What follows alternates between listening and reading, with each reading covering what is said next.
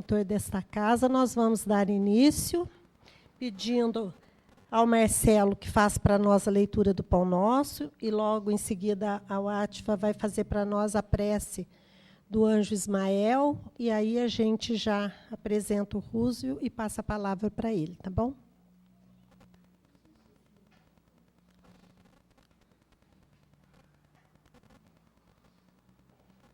Boa noite a todos. Que a paz do nosso Mestre Jesus esteja conosco nessa noite. Do livro Pão Nosso, psicografia de Chico Xavier, pelo Espírito Emmanuel, Curas. E curai os enfermos que nela houver, e dizei-lhes, é chegado a vós o reino de Deus. Jesus, Evangelho de Lucas, capítulo 10, versículo 9. Realmente Jesus curou muitos enfermos e recomendou-os, de modo especial, aos discípulos. Todavia, o médico celestial não se esqueceu de requisitar ao reino divino quantos se restauram nas deficiências humanas. Não nos interessa apenas a regeneração do veículo em que nos expressamos, mas, acima de tudo, o corretivo espiritual. Que o homem comum se liberte da enfermidade, mas é imprescindível que entenda o valor da saúde. Existe, porém, tanta dificuldade para compreendermos a lição oculta da moléstia no corpo, quanta se verifica em assimilarmos o apelo ao trabalho santificante que nos é endereçado pelo equilíbrio orgânico. Permitiria o Senhor a constituição da harmonia celular apenas para que a vontade viciada viesse golpeá-la e quebrá-la em detrimento do espírito? O enfermo pretenderá o reajustamento das energias vitais, entretanto, cabe-lhe conhecer a prudência e o valor dos elementos colocados à sua disposição nas experiências edificantes da terra. Há criaturas doentes que lastimam a retenção no leito e choram aflitas, não porque desejem renovar as concepções acerca dos sagrados fundamentos da vida, mas por se sentirem impossibilitadas de prolongar os próprios desatinos. É sempre útil curar os enfermos, quando haja permissão de ordem superior para isso. Contudo, em face de semelhante concessão do Altíssimo, é razoável que o interessado na bênção reconsidere as questões que lhe dizem respeito, compreendendo que raiou para seu espírito um novo dia no caminho redentor. Que assim seja. Muita luz e paz a todos.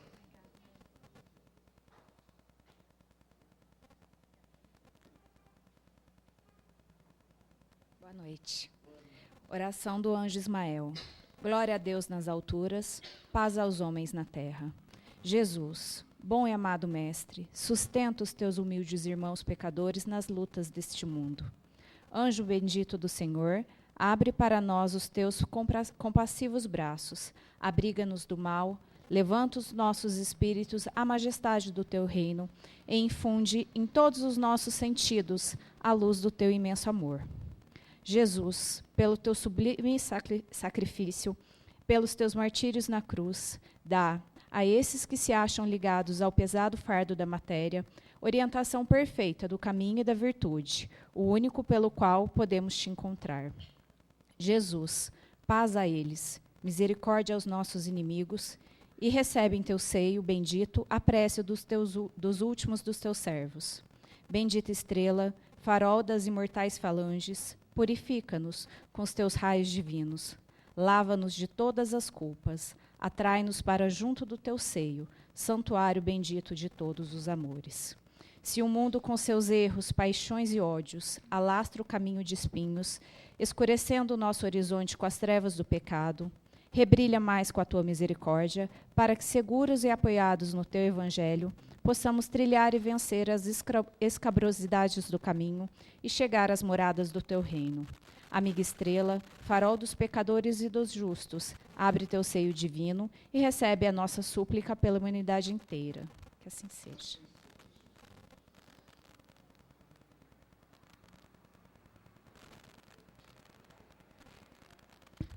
Bem, pessoal, Tem muitas pessoas que já conhecem o Roosevelt e a gente vai fazer a apresentação para aqueles que são novos aqui na casa e que eu acredito que ainda não conheçam. O Roosevelt é palestrante há mais de 30 anos, com experiência internacional e percorrendo todo o Brasil, realizando palestras e seminários espíritas, marcados sempre pela fidelidade em Allan Kardec. Escritor, editor e autor de 27 obras, publicadas de vários gêneros, todas evidenciando as bases da doutrina espírita, sendo que 15 desses livros foram escritos em coautoria com a escritora Jo Andrade, que está aqui presente. Seus livros são editados pela Solidum Editora, Federação Espírita do Rio Grande do Sul e Federação Espírita de Goiás. Ele é presidente da EAD, Associação de Divulgadores do Espiritismo Regional Jaú, fundador da ASEAC, Associação Cultural Espírita Allan Kardec, na cidade de Barra Bonita, onde eles residem. Tem alguns títulos que estão aqui, inclusive o que leva o nome da palestra de hoje, que é Nada Resiste ao Trabalho. E a venda desses livros nos eventos tem a finalidade de divulgar a doutrina e atender às necessidades da manutenção das atividades sociais abraçadas pela editora Solidum. Então, vamos receber o nosso Roosevelt com muito carinho e que Jesus nos abençoe nessa noite.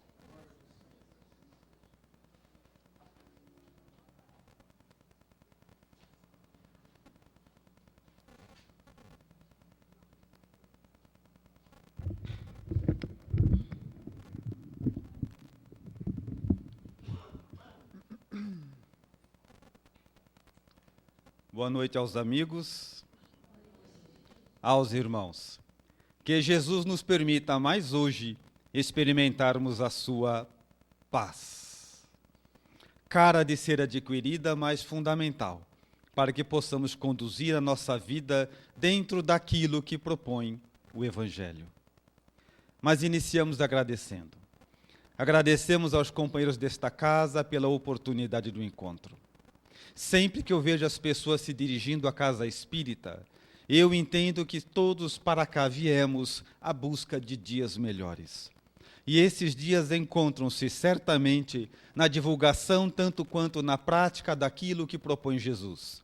Desta forma, encontros desta natureza são sempre agregados de valor e de importância. E poder deixar a nossa contribuição, nós agradecemos.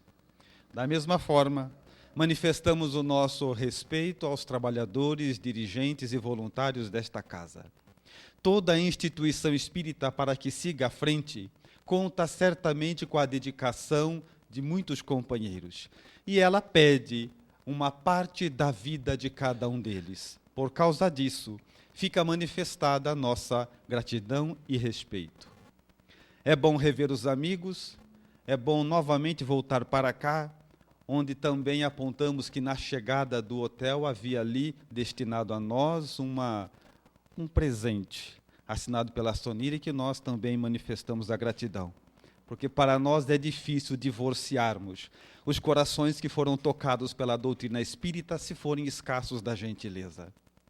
Agradecemos aos espíritos amigos, que nos sustentam e fazem com que as nossas limitações não comprometam a mensagem da qual somos portadores. E, por fim, pela importância que tem, destaco sempre a presença da minha companheira pela cumplicidade que encontra-se no alicerce de tudo aquilo que eu produzo. Trabalhemos. Nada resiste ao trabalho. Este que é tema da nossa reflexão, também é, como já dito, o tema de uma das nossas obras, de autoria minha e dela, da Jo. E quando nós começamos a divulgar a isso, que nada resiste ao trabalho, as pessoas perguntavam assim, é um livro profissional? E eu respondia, também.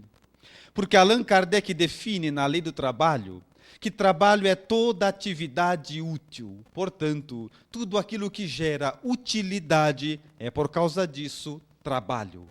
Então, quando nos reportamos ao trabalho, eu não gostaria que os amigos vissem ou pensassem exclusivamente no trabalho para a manutenção da vida material, o que também o inclui. Mas que, muito além disso, visse o trabalho de forma mais ampliada. Porque o trabalho mais importante que nós temos a realizar é aquele que viemos realizar na própria alma, dentro de cada um de nós. Quando perguntamos às pessoas quem é a pessoa mais importante da sua vida, o grande objetivo da sua vida, ou por que você vive, impulsionados de forma poética, algumas pessoas dizem: a pessoa mais importante da minha vida é minha família, é o meu filho, é o meu marido, e cada um viaja da maneira que deseja, o que é muito justo. No entanto, não pode ser posta diante da razão, porque a pessoa mais importante da tua vida é você. Você veio por tua causa. Você está aqui tendo o grande objetivo a você mesmo. E alguém poderia, por um defeito de observação, olhar e pensar assim, mas Roosevelt, isso não é uma visão egoísta? Eu sou a pessoa mais importante da minha vida? Longe disso, longe disso. Porque se você desejar ser verdadeiramente útil ao mundo todo, se você deseja verdadeiramente trabalhar para construir um mundo melhor para todos, a coisa mais importante que você pode fazer é a evangelização, a moralização da própria alma. Porque uma alma evangelizada, um coração moralizado, ele acorda de manhã e começa a fazer o bem e termina somente quando repousa. Uma alma que está elevada pela moral do Cristo, ela começa a produzir o bem a todas as pessoas de toda forma. Ela acorda a fazer o bem e desperta fazendo o bem. Então, se você deseja contribuir para um mundo melhor, o grande objetivo do teu trabalho é a própria alma. Pautados por isso, é que nós defendemos a ideia de que nada resiste ao trabalho. E cunhar na própria alma o evangelho dá muito trabalho. Se alguém tem dúvida, tenta só para ver. Tenta parar de mentir, de gritar, de ofender, para ver que dá muito trabalho. Tenta parar de reclamar da vida para ver o trabalho que dá. Tenta abandonar um vício, adquirir virtude e vão começar a me entender que isso dá muito trabalho. Então, se nós pudéssemos ou tivéssemos que resumir toda a nossa experiência material numa única palavra, certamente essa palavra seria trabalho. Eu e vocês estamos aqui para um grande trabalho que devemos realizar dentro da própria alma. É pautados por isso que afirmamos de que nada resiste ao trabalho. Nada resiste a uma alma decidida a progredir e vencer. Mas até aí, isso é uma ideia que nós defendemos e já está sedimentada, construída em nós. Mas numa palestra ocorre algo interessante. Se nós anunciamos alguma coisa, vocês passam a ter ciência, o que não quer dizer que essa ideia seja de vocês. Vocês conhecem, mas ela não possui raízes fixadas em cada um dos amigos aqui. Então a nossa ideia era que, didaticamente, para que essa construção que está em nós também fosse possível nos amigos, que nós nos apoiássemos numa história, numa passagem, numa parábola, algo que servisse de cenário ou de enredo para construirmos essa afirmativa. Aí eu comecei a pensar, que história seria? E pensando numa história, por estarmos no ambiente espírita, inevitavelmente me reportei ao Evangelho, fonte de resposta a todas as dúvidas da alma humana. E mergulhei ali. E encontrei muitas passagens ou histórias, como queiram, que serviriam para defender essa ideia de que nada resiste ao trabalho. Mas eu gostaria de uma que fosse popular, que todas as pessoas conhecessem, que fosse muito conhecido por todas as pessoas, o que facilitaria a compreensão do que eu iria expor.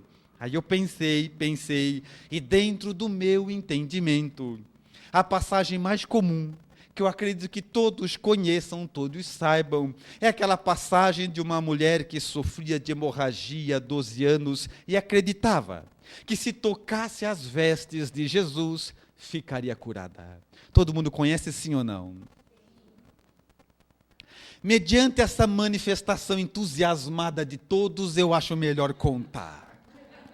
E a história começa assim.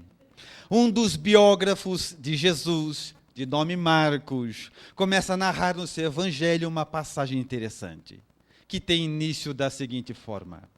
Jesus vinha de uma barca em direção à praia com alguns poucos companheiros no barco. O barco para, Jesus desce e um homem, de nome Jairo, um dos chefes das sinagogas, se aproxima de Jesus e lhe faz uma proposta. Eu vou interromper um pouco a nossa explanação da passagem para chamar a atenção dos amigos a um fato em particular. Observem todos de que essa passagem, de que essa parábola tem dono, e é de Jairo, pertence a Jairo. Ele é descrito na parábola e é mencionado o seu grau de importância na sociedade. A passagem é dele. Mas vamos continuar. Um homem, de nome Jairo, aproxima-se de Jesus e lhe faz uma proposta. Diz: mestre, a minha filha está na minha casa entre a vida e a morte. E eu venho aqui para lhe pedir que me acompanhe até minha casa, que imponha as suas mãos sobre ela, para que ela viva e seja salva. Proposta essa que Jesus aceita. Então segue Jairo, Jesus e um grupo resumido de pessoas em direção à casa de Jairo. A passagem é dele. Mas à altura do versículo 24 acontece uma estranha interrupção. E a passagem começa a ser descrita da seguinte forma. Uma certa mulher, sem nenhum tipo de esclarecimento, uma pessoa sem valor. Uma certa mulher que sofria de hemorragia há 12 anos, já havia gasto tudo, não restando mais nada e só piorando. Resolveu ir atrás de Jesus, de quem ouviu falar, porque acreditava que se tocasse as suas vestes, ela ficaria curada. Ali a mulher se aproximou e havia, como sempre, uma pequena multidão em volta de Jesus. Ela então vai por trás, os detalhes são importantes, observem todos. Ela vai por trás da multidão, estica os braços e toca na roupa de Jesus. Nesse momento, já não é mais possível contarmos a passagem ao sabor do nosso entendimento. É necessário sermos fiéis ao texto, tal a beleza do momento. Jesus faz uma pergunta, abre aspas. Quem me tocou? Fecha aspas. E essa pergunta é muito interessante, porque para nós ficaria a mesma estranheza que ficou para os discípulos. Eles começaram um a olhar para o outro e não disseram, mas devem ter pensado, ele é Jesus e não sabe quem tocou nele. Ele que é o Senhor da vida não sabe, como é que nós vamos saber? E começaram a dizer, mas mestre, como é que nós vamos saber? Todo mundo quer chegar perto, todo mundo quer colocar a mão. Estava aquele vucu-vucu em volta de Jesus. Vucu-vucu não está no Evangelho, é que eu faço tradução simultânea. Estava aquele monte de gente, eu disse, mas Jesus, todo mundo quer colocar a mão, todo mundo quer encostar, como é que nós vamos saber quem te tocou? E mais uma vez, como os espíritos nobres têm a capacidade de dizer grandes coisas com poucas palavras, Jesus mais uma vez diz algo que devemos repetir ao pé da letra, abre aspas, alguém me tocou de maneira especial, fecha aspas.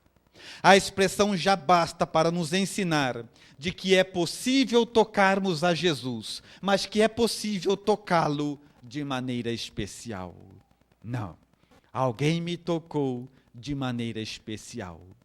A mulher, acreditando que seria repreendida, porque as mulheres não tinham valor nenhum naquela época, se atira de joelhos e diz, mestre, fui eu.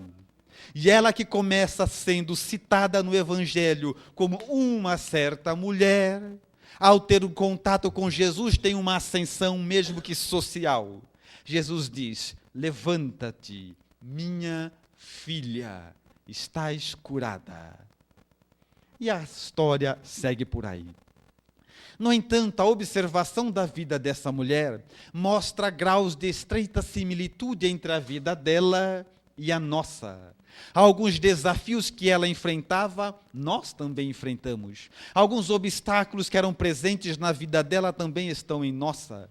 No entanto, nós percebemos um destino diferente, porque ela, cheia com as suas dificuldades, não desistiu do que ela queria, encontrar Jesus e curar-se. E muitas vezes nós vamos desistindo daquilo que é importante para nós. Renunciamos coisas importantes por coisas menores, por argumentos falhos. O que aquela mulher tinha que nós não temos? E para que possamos encontrar resposta a essas questões, vamos enumerar, como fiz, alguns desafios que ela enfrentou e que também estão presentes na nossa vida pelas formas mais variadas. E o primeiro deste desafio que eu posso identificar que estava presente na vida daquela mulher é o abatimento físico. Ela estava doente, ela estava abatida, ela estava sem forças para prosseguir, ela estava doente. Se alguém que já perdeu sangue por 12 semanas sabe do que eu estou falando, mas com ela não foram 12 semanas, nem 12 meses, foram 12 anos. Ela estava fraca, doente, abatida, sem ânimo, mas não desistia do seu ideal. Ela sabia o que ela queria, ela sabia as certezas que estavam nutrindo o seu coração e seguia adiante. E porque muitas vezes o mesmo não ocorre conosco, nós abandonamos coisas importantes na nossa vida, coisas que nos são caras, que podem nos transformar, sabe com que argumento? Não estou muito bem hoje, viu? Aí nós abandonamos coisas maiores por coisas menores. Nós abandonamos coisas que são importantes na nossa vida por situações transitórias e constantes, porque em mundo de encarnado o tempo todo alguma coisa você vai estar sentindo. Porque o dia que acordar e não sentir dor nenhuma, cuidado, você já era. Então é natural, percebemos isso. E aquela mulher não se permitia abater, mas qualquer coisa nos tira do ideal. Tanto é que com o tempo nós vamos colecionando desistências, não fracassos. Já viu isso ou não? A gente vai desistindo de tudo que é importante e achando que fracassamos, quando na verdade desistimos. Se alguém tem dúvida, eu posso provar. Quem aqui nessa sala já não começou a aprender inglês? Parou. Natação? Parou. Futebol? Parou. Vôlei? Parou. Estudar no centro? Parou. Fazer palestra? Parou. Outro idioma? Parou. E a gente vai desistindo do que é importante por coisas menores. Mas aquela mulher não. Existia algo nela que a não fazia parar, não lhe fazia desistir. E nós começamos a pensar o que é que ela tinha que nós não temos. Traduzindo de forma prática, para que todos possam compreender, vamos visualizar a seguinte situação. A maioria de nós tem uma vida sedentária. Nós não conseguimos entender que os cuidados com o corpo são de caráter espiritual.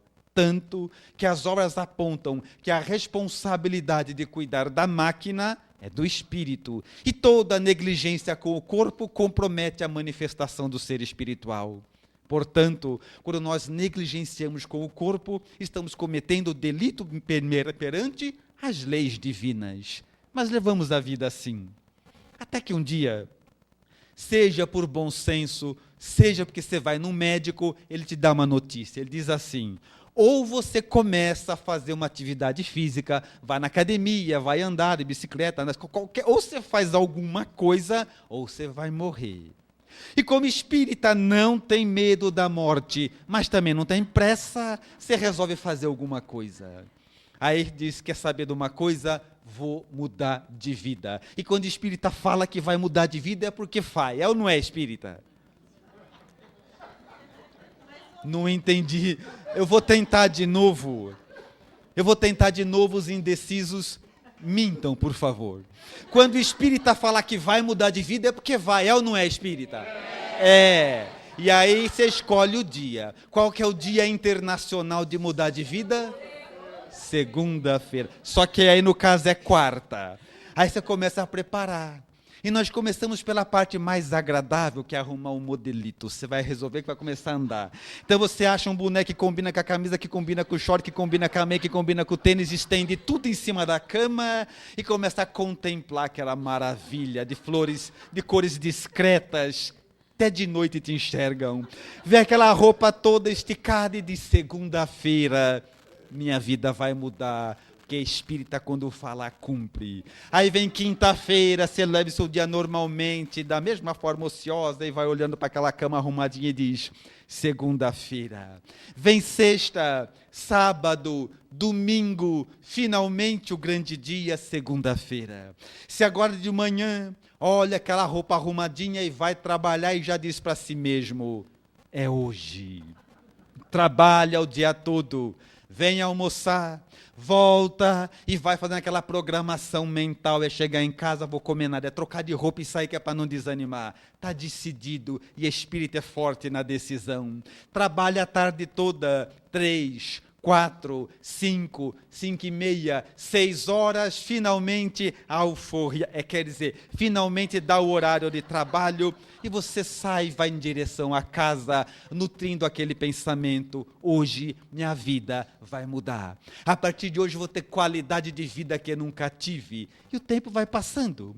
E no trajeto da tua casa acontece algo muito interessante. Mas vocês, estudiosos que são em doutrina espírita e conhecem como são ardilosos os seres das trevas, já entendem o que está acontecendo. Pensamentos de abatimento começam a invadir o teu mundo mental. Pensamentos do tipo: depois de um dia desse andar para a rua, ninguém é de ferro.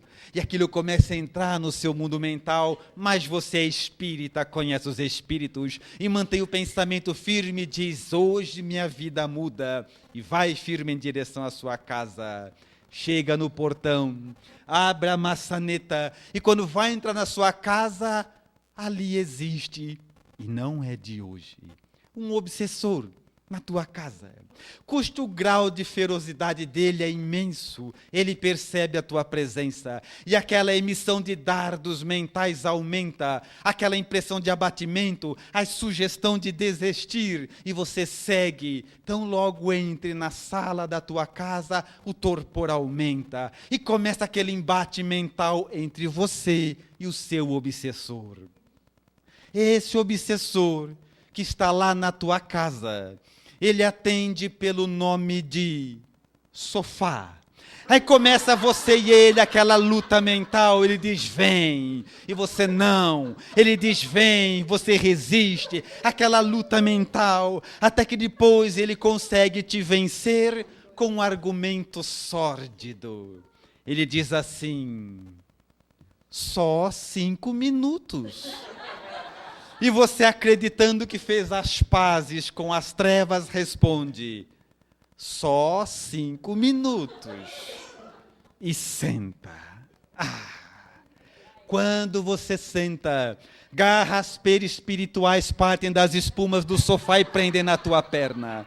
Quando você percebe o engodo, é tarde demais. Tenta levantar e não consegue. Começa aquela luta mental, você se debate, ele te prende, você se debate, o tempo passa. E quando consegue finalmente se libertar, está passando o jornal das 11. E a pergunta é a seguinte, espírita: o que aquela mulher tinha que nós não temos? Abatida, cansada, doente, mas não desistiu do que ela queria. E nós, por qualquer abatimento no mundo material, então, abatimento físico é trivial. Nós abandonamos coisas maiores por coisas menores. É o primeiro elemento que marca a similitude entre a nossa vida e a vida dela. Mas há uma outra. Um outro elemento que eu percebo que ela enfrentou e que nós também enfrentamos. Muitos desavisadamente podem acreditar que se trata de algo absolutamente atual, o que não é verdade, que é a questão do preconceito. Ela era mulher, e as mulheres, como já falamos, não tinham valor nenhum naquela época. Toda a luta que as mulheres empreendem até hoje para ocuparem o seu lugar, data de muito antes do próprio Cristo. Então ela era mulher, já não tinha valor nenhum, e era doente, piorou. Porque os doentes naquela época eram considerados mortos. Tanto que quando Jesus cura o paralítico em Cafarnaum, na casa de um dos seus amigos pescador, o homem, quando torna a andar, faz uma pergunta mais uma vez interessante a Jesus. Ele diz: Senhor, que faço agora? E Jesus lhe diz: vai e se apresente aos doutores da lei, para que eles te recoloquem, te recomponham na lista, no rol das criaturas vivas, porque os doentes naquela época eram considerados mortos. Ela era mulher e doente, não tinha valor nenhum. Era o que hoje nós chamamos de invisível social.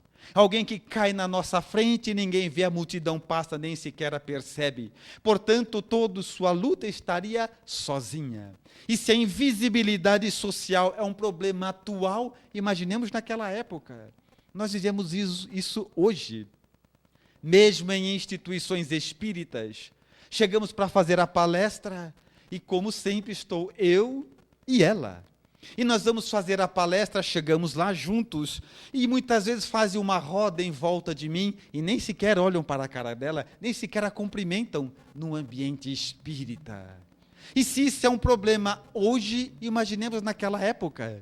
É verdade, no entanto, que o inverso também acontece. Em algumas apresentações empresariais, ela vai fazer uma palestra, eu vou juntos, chegamos lá juntos, fazem uma roda em volta dela e ninguém nem vê que eu estou ali. É verdade que não tem muito material para ver, mas se prestar atenção, dá para ver. Então nós começamos a perceber o quê?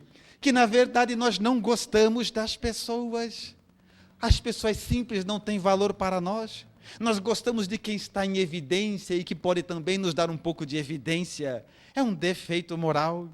Ela era mulher e doente, uma invisível social, estava sozinha. Mesmo assim, não desistiu do seu objetivo. Mas e nós? E hoje, quando olhamos para nós, quantas vezes eu ou você desistimos de coisas maiores por coisas menores? Sabe por quê? Porque você é gorda, você é careca, você tem a orelha grande, você é muito alto, você é muito baixo, você fala gaguejando, você tem a voz fina e ele a voz grossa. E porque não nos enquadramos dos que nem sabemos quem edificou, vamos nos diminuindo, reduzindo, fechando, abolindo. Vamos renunciando a coisas importantes da nossa vida, porque não estamos dentro do parâmetros de nem sabemos quem. Mas aquela mulher não.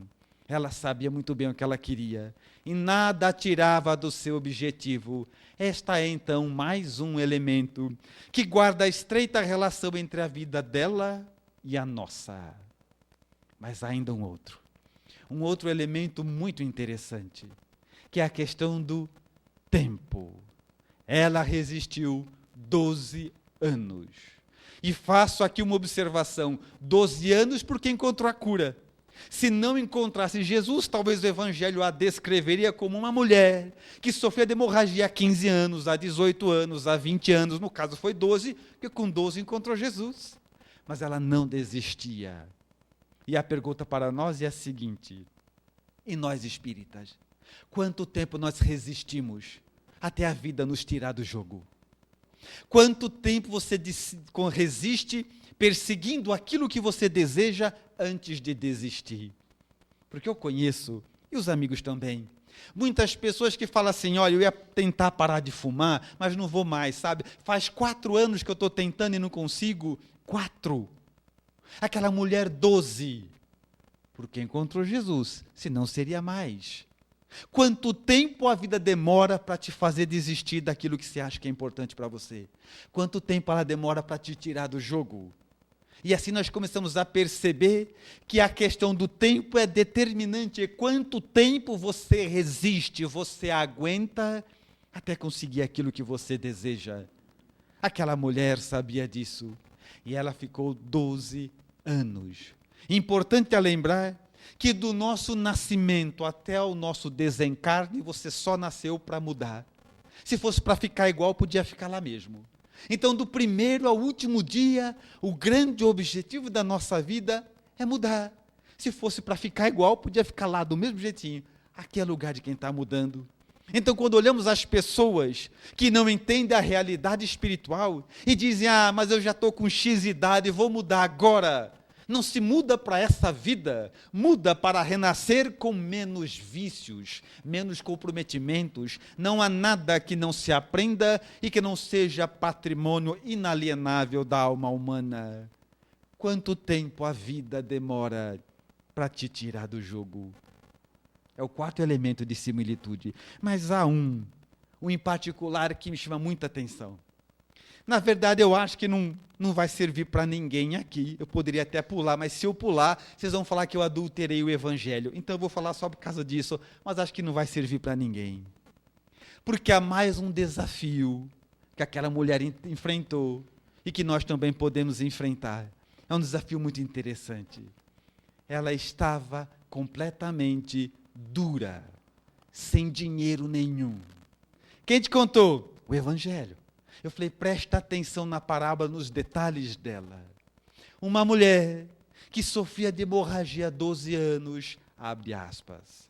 Já havia gasto tudo, não restando mais nada e só piorando, fecha aspas. Sem dinheiro nenhum. E se um dia vocês ficarem sem dinheiro nenhum, vocês vão saber do que eu estou falando, é muito chato. Ser pobre é muito chato. Então ela era mulher, doente e sem dinheiro. Tem desgraça maior? A que sem dinheiro acho que não. Sem dinheiro é muito chato. Eu sei que não serve para ninguém aqui, mas nem queiram passar, porque é muito chato ser pobre. Porque pobre todo dia cansa muito. Pobre tudo você come mal, dorme mal, tudo fica mal quando você é pobre. Tanto é que vocês que estudam o Evangelho já devem ter estudado com relação aos grandes desafios da vida, de que as provas da riqueza são muito mais perigosas e difíceis que as provas da miséria. Já estudaram isso, sim ou não? Eu também. Mas mesmo assim eu falo, Jesus, confia em mim. Pode dar uma bem difícil, Senhor. Eu queria correr o risco. Pode mandar, bastante zero, eu aguento. Porque é muito chato, pobre todo dia é muito chato. Então ela era mulher, doente, sozinha e sem dinheiro. Quem que vai parar para ajudar essa criatura? Mas para adequarmos a nossa reflexão ao nosso tempo, eu vou resumir tudo aquilo que nós poderíamos falar, aquilo que está na vida dela, mas eu não tive capacidade de compreender, ou que está na sua vida não está na dela, ou está na dela e não está na sua, na questão última, que quando ela chega, finalmente coloca-se ela próxima de Jesus, há entre ela e Jesus uma multidão, o que representa tudo aquilo que nós não teríamos tempo de falar hoje, ou que você passa e não está na vida dela, ou ela está e não está na sua, uma multidão, isso quando já tinha acabado tudo, e o resto os amigos já sabem. A pergunta que nos interessa é a seguinte: o que aquela mulher tinha que nós não temos? Onde ela encontrava força moral, ânimo, vitalidade para seguir adiante, quando nós nos abatemos por problemas corriqueiros? Nós somos avisados pelo próprio Evangelho, no mundo tereis aflições. A gente lê isso, e cada aflição que chega, pega a gente de surpresa. Já viu isso ou não? Assim, nossa, mas justo agora, você está avisado faz 2000 anos. E a gente é pego de surpresa do mesmo jeito, todo dia. Isso porque já estamos avisados. Então o que ela tem que nós não temos? Para encontrar resposta racional, não tem jeito. Temos que recorrer a Allan Kardec. Porque não existe doutrina espírita segura se caminharmos divorciados do codificador. E Allan Kardec, no que tange às forças que movem a criatura humana, estabelece nas obras básicas que sustentam o edifício da codificação espírita, de que nós temos 3 propriedades naturais da alma humana, chamando a atenção de que sempre que usamos o termo natural, significa todo mundo tem, bons, maus, justos e injustos. Em alguns mais ou menos desenvolvido, mas se é natural da alma, todo mundo tem. E as propriedades naturais da alma são inteligência, vontade e pensamento. Se você deseja modificar a sua vida da situação em que se encontra para uma outra já desejada, você dispõe desses 3 recursos. Todo o resto é ilusão. E aquela mulher sabia disso. De alguma forma que nós não podemos compreender, ela, como não tinha nada, resolveu usar somente aquilo que era natural da própria alma. Inteligência, vontade e pensamento. As ferramentas de que dispomos para transformar cada um a própria vida. E a primeira ferramenta é a inteligência. E a inteligência é algo absolutamente importante na nossa vida. Refletir na nossa vida, pensar, fazer planos, saber onde estamos e onde desejamos chegar, são atributos da inteligência exercitada. Aquela mulher, ela pensou, ela decidiu, ela arquitetou um plano, ela se informou onde Jesus passava, ela pensou na multidão, lembra do detalhe? Pela frente não dá para parar a multidão e tocar Jesus, por trás da multidão dá. Ela pensou, ela montou um plano, ela estruturou sua viagem, quanto tempo aguardaria, ela pensou.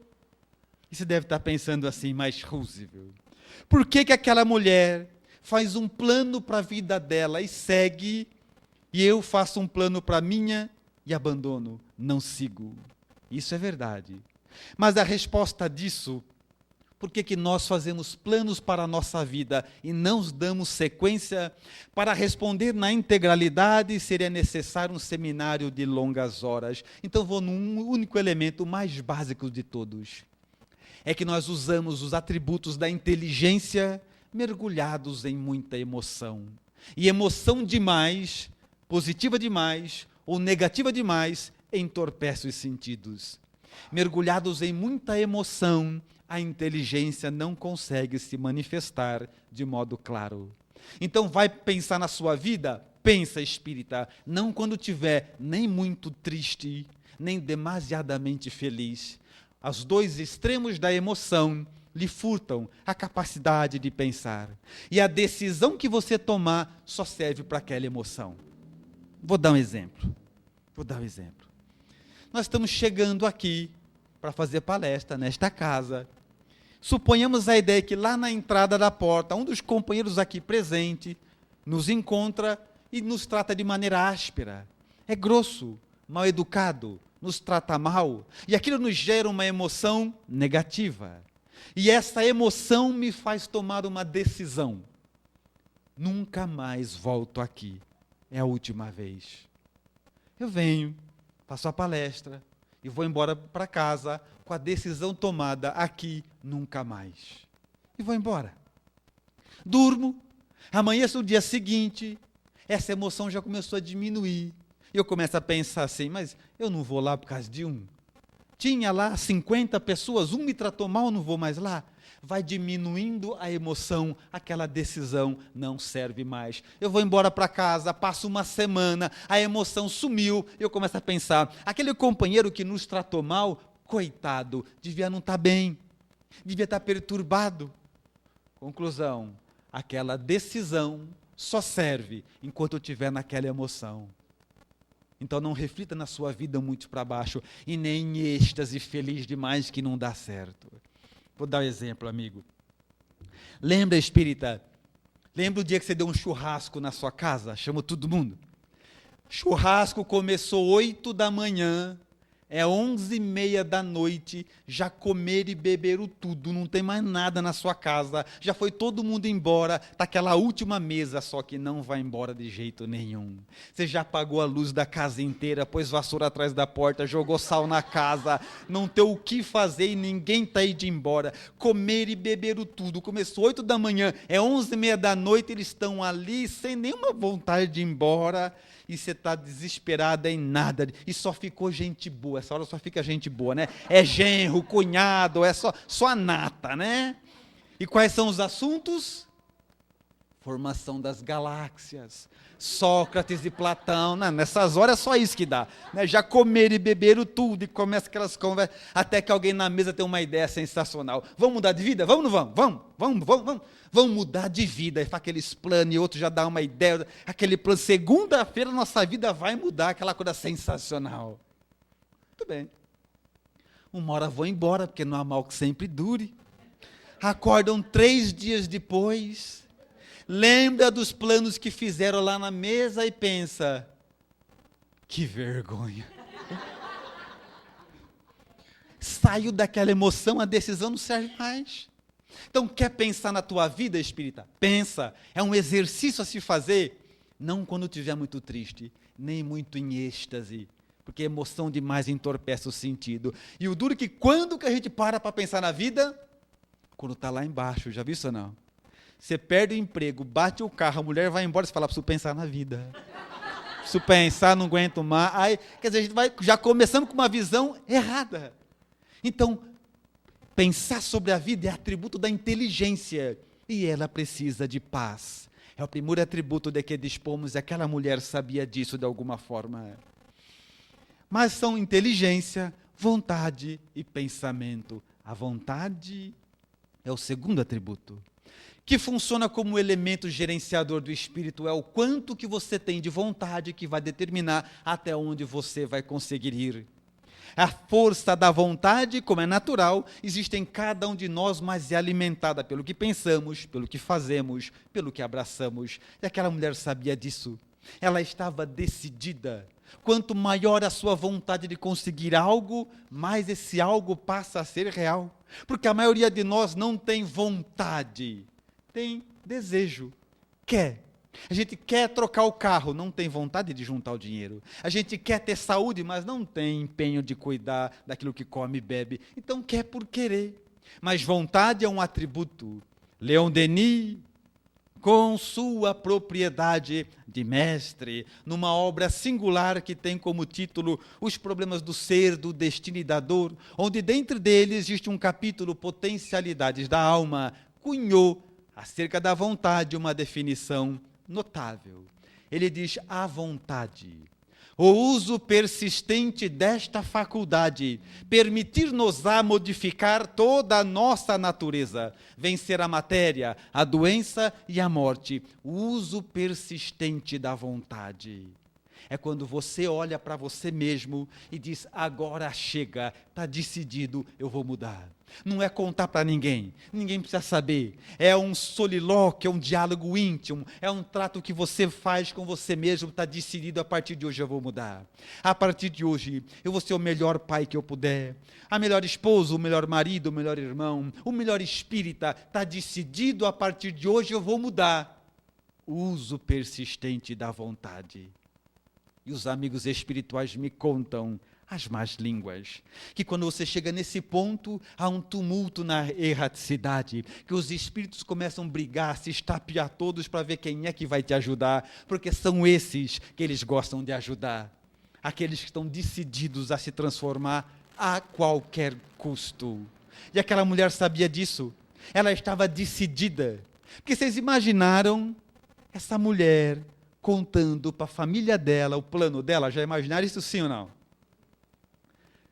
Porque família é um negócio muito legal. Família é um grupo de gente que quando você vai contar os seus objetivos, seus planos, eles animam, impulsionam para frente, estimulam, é muito legal. Então você imagina reunindo a família dela toda assim: pessoal, todo mundo aqui, quero contar uma coisa para vocês. Tem uma coisa para contar, é o seguinte: tem um tal de Jesus que eu ouvi falar, e eu acho que quando eu colocar a minha mão na roupa dele eu vou ficar curada. Então eu vou sair a pé andando sozinha pelo deserto e ficar parada. A hora que ele passar, eu vou por trás de todo mundo e põe a roupa na mão dele e vou ficar curada. O que vocês acham? O que eles falaram para ela? Você é louca. Você bebeu. E sabe o que ela falou para eles? Mas eu vou. Ela sai de lá falando a cada vizinha. Falou: vizinha, te contei a última ou não? Tem um tal de Jesus de quem eu ouvi falar, e eu vou sair andando, vou pegar umas coisinhas que eu tenho, eu vou mais à noite, que não tem muito sol, vou atravessar o deserto e ficar parado lá, que eu já sei onde ele desce com o barco. A hora que ele passar, eu vou por trás, que sempre tem gente junto com ele, eu vou por trás, ponho a mão na roupa dele e eu vou ficar curada. O que você acha? O que a vizinha falou para ela? Esse sangue está te fazendo falta. Você não está pensando direito mais. Né? E sabe o que ela falou para a vizinha? Eu vou. O uso persistente da vontade é quando o espírito está cansado e fala: quer saber de uma coisa? Eu vou mudar. Porque tem coisas que eu não entendo. A maioria já deve ter passado por uma experiência assim. Você encontra alguém fora da casa espírita que está com a vida arrebentada. Já foi em psiquiatra, já foi em psicólogo, já foi em médico, já foi num monte de lugar, em outras religiões, já foi em tudo e não resolve. A vida está de perna para o alto. Aí você fala assim, vamos no centro comigo. E sabe o que ela responde para você? Ah, eu tenho medo. E eu não entendo. Sabe o que significa isso? Não sofreu o suficiente. Ainda não. Não sofreu bastante. Porque medo de quê? De aprender? Medo de ouvir falar de Jesus? Medo de se tornar melhor? E quando o sofrimento chega no limite, você fala, chega, eu vou mudar. Então a maioria de nós está querendo mudar, mas ainda não sofreu o suficiente. E esse ponto é diferente para cada um. Alguns despertam logo e outros não. Inteligência, vontade e pensamento é o terceiro e último atributo, do qual dispomos, e aquela mulher sabia disso. E o pensamento funciona como se fosse uma antena do espírito. Ela nos liga ao bem ou ao mal, independente da condição experimentada aqui. Porque você pode estar passando por grandes provas, grandes expiações, profundas dores, com o pensamento no bem. E pode estar com a vida tranquila, com o pensamento no mal. Aí sofre sem problema nenhum. Vocês já viram isso ou não?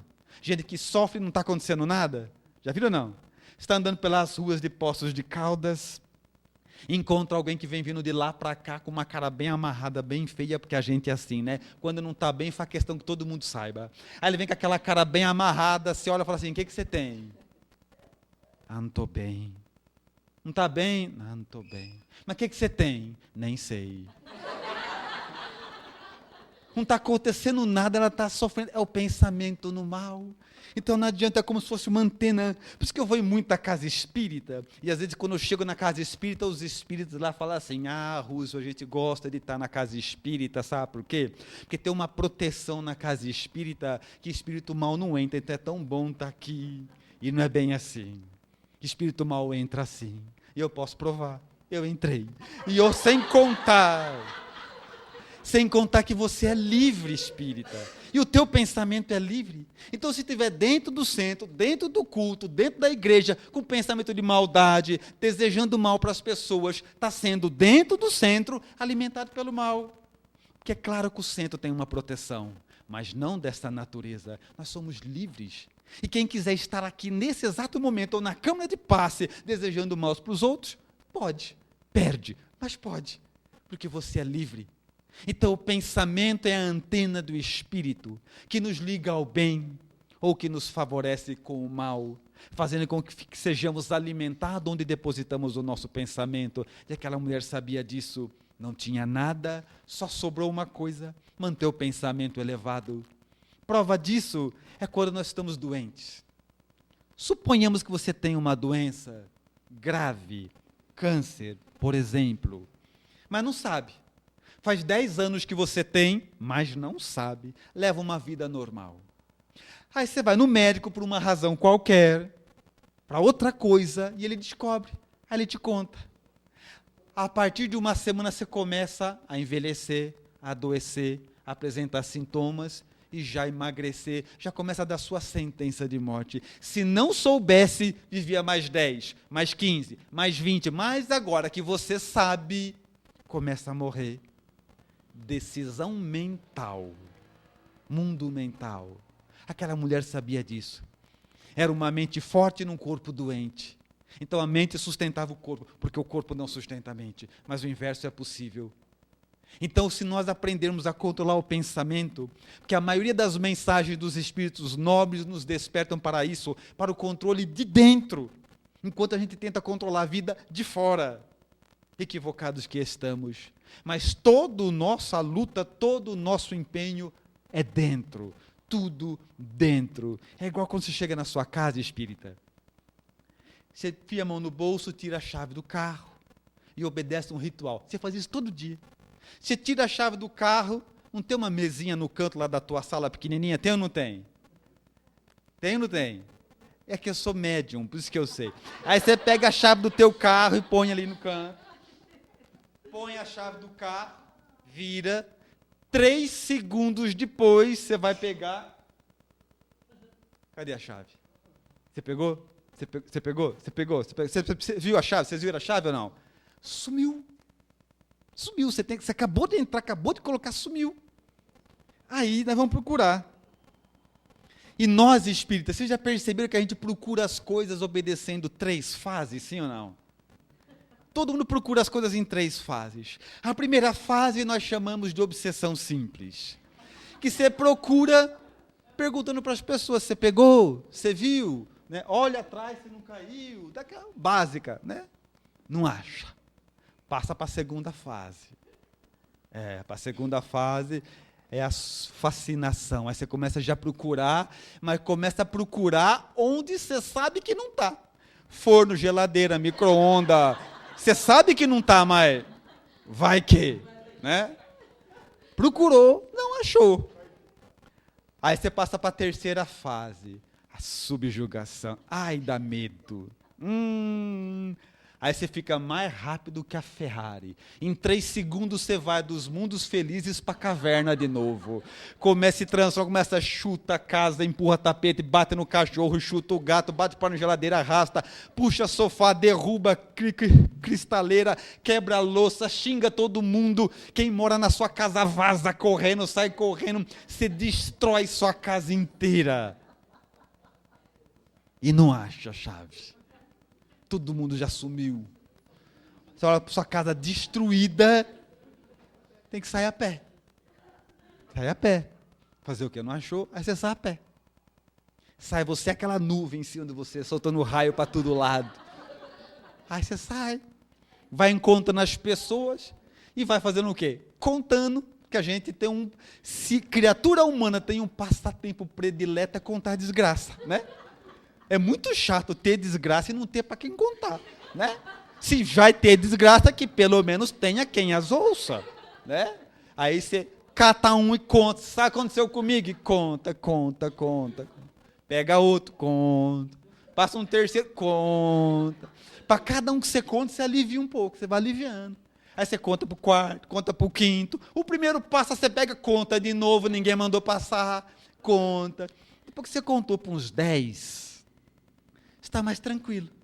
O 11º você já conta achando graça do ridículo que você fez. Faz o que tem que fazer, volta para a tua casa. Quando chega em casa, até você que fez leva um susto. Parece que passou um tsunami na sua casa, tudo destruído ali. E o mais interessante de tudo, está lá a mesinha e a chave. A pergunta é a seguinte, espírita. A gente acredita que o que nos impede de ver o óbvio é o pensamento perturbado? Sim ou não? Sim. Não, foi vocês que colocaram, não estava aqui. Eu olhei, gente, vocês não têm vergonha. Vocês esperaram eu sair para colocar a chave aqui. Vocês viram que eu estava procurando. A gente nunca acredita que é o pensamento, a perturbação de dentro que não deixa ver o óbvio de fora. É por isso que para quem anda com o pensamento perturbado, nem o centro espírita pode ajudar. Nem o centro espírita. Nunca aconteceu com você? Você traz alguém para o centro, com determinado problema, por coincidência ele senta aqui na frente, a palestra fala justo do problema dele. Você fica feliz por dentro, ainda bem, consegui trazer ele no dia certo. Tudo que o palestrante fala é para ele, e você fica contente por dentro. Quando saem os dois do centro, você fala assim, e aí, gostou da palestra? Ele fala assim, é legalzinho, né? Mais ou menos, né? Vamos. Ele nem percebeu que era para ele. Tamanha perturbação, ele nem viu que tudo que foi dito foi para ele. Então, cuidar do mundo mental é fundamental.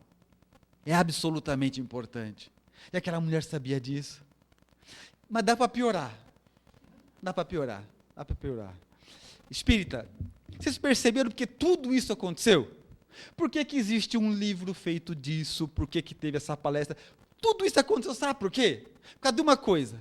Porque essa mulher, abre aspas, ouviu falar de um tal de Jesus. Ouviu de longe. Tem um pessoal conversando lá, ela está passando aqui, pensamento elevado, ouviu falar de um tal de Jesus. Sabe o que aconteceu? Já entendi. Bastou. Não precisa mais. Já entendi, foi suficiente. Já sei o que fazer. Bastou. E nós? Essa pergunta tem que fazer. E nós? A gente vai no centro segunda, vai no centro terça, vai no centro quarta, quinta vai no centro da concorrência, vai que o passe lá é mais forte, né? Sexta vai no centro, e fica assim, Senhor, por que não fala comigo? Eu não sei o que fazer, Senhor. Mostra um caminho. Mora no centro quase. E não consegue entender. Aí uma mulher ouviu falar de um tal de Jesus. Já sei o que fazer. Já sei. Bastou. É o pensamento elevado.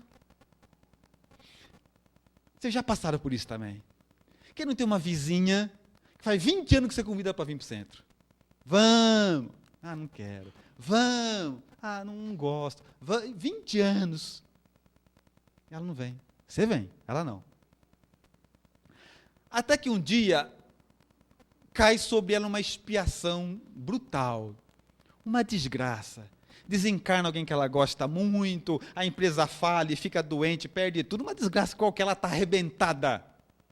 Aí você fala, vamos para o centro. Agora ela vem.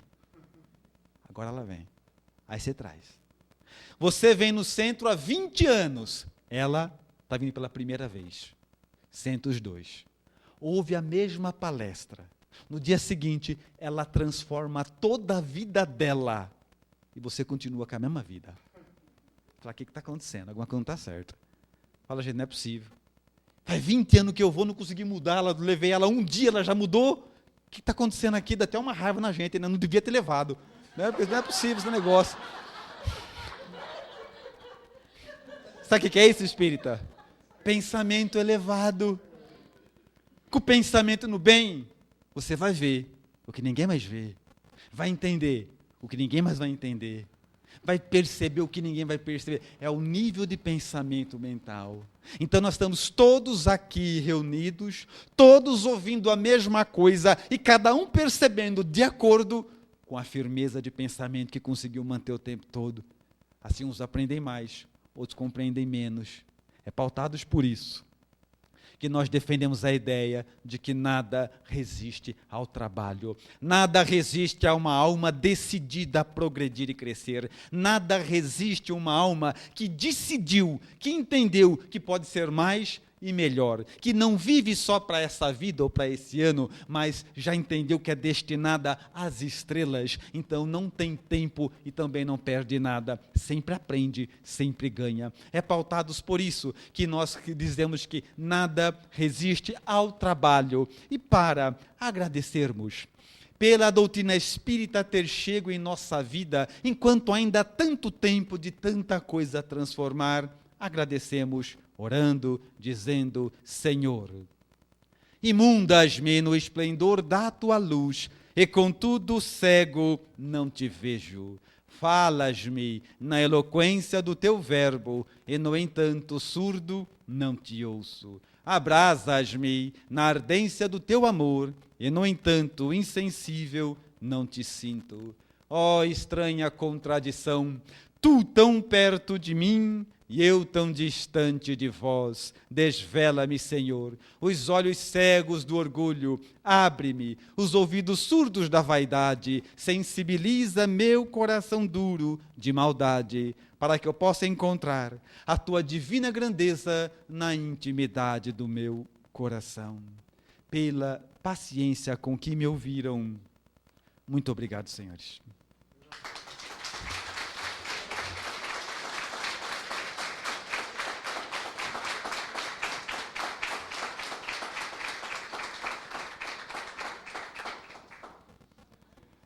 Agradecemos nosso irmão Roosevelt pelas brilhantes palavras e ainda envolvidos nessa vibração, em profundas reflexões,